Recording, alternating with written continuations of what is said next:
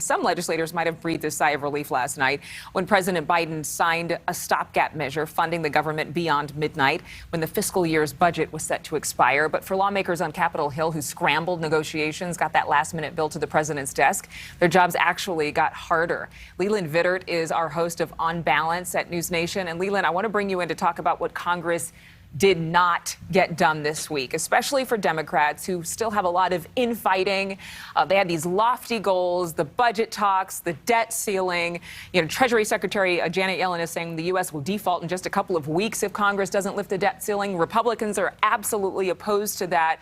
So what can we expect now with the full faith and credit of the U.S. on lawmakers' shoulders and this extension of time with the stopgap vote?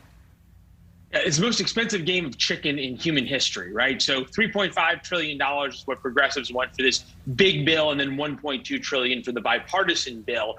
And progressives realize that if the bipartisan bill passes, they lose all of their leverage. So they are holding their votes right now to keep that from passing, the infrastructure bill, in order to try and squeeze out from Nancy Pelosi this $3.5 trillion bill. The problem is that there are two members of the United States Senate, both Democrats, who are sitting there saying, we think that this is too expensive. $3.5 trillion is just too much. That's Joe Manchin and Kyrsten Sinema. There's enormous pressure on both of them. So far, they have held their ground. And there are reports that there are some other more moderate Democratic senators who are sitting back in the wings, just sort of waiting, who are also opposed to this, but at the same time are not willing to be vocal about it. Why are they opposed to it? Because we're now just about 13 months away from the midterms, and as popular as a number of the things on this social democratic socialist wish list are, things like Medicare for much longer, much more improved Medicare benefits, child care, big tax increases on the rich, huge earned income tax credits for the poor, and on and on and on.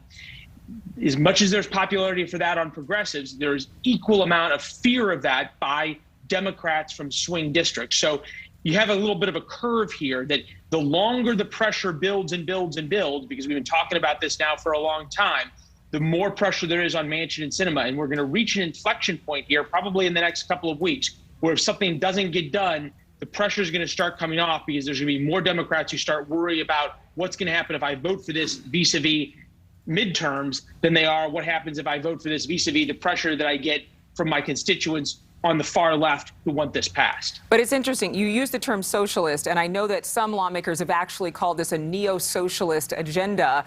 Is that a fair examination of this bill? I mean, there are climate change issues to deal with. There is the social safety net, so-called, that would help children and the elderly. But there are criticisms that this could actually change America forever.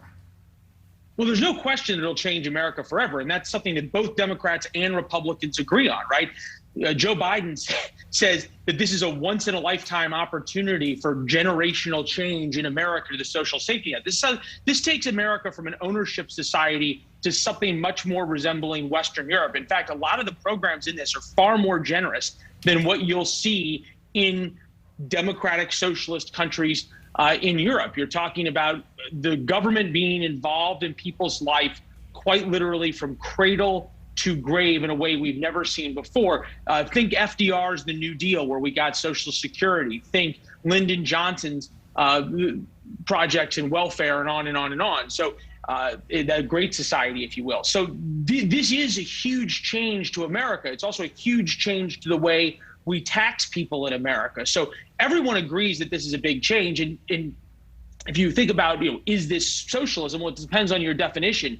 But certainly in the sense of moving from what you'd call an equity-based, equality-based society, equality of opportunity, which is how America was built, to a equity-based society in the way that progressives talk. This is as big of a step as you could possibly imagine. Well, it's certainly characterized differently depending upon what side of the aisle you're on, Republican and Democrat, and now what kind of Democrat you are. Leland Vittert, Thank you so much. We're going to have more with you, I know, tonight on your show, On Balance. Well, new body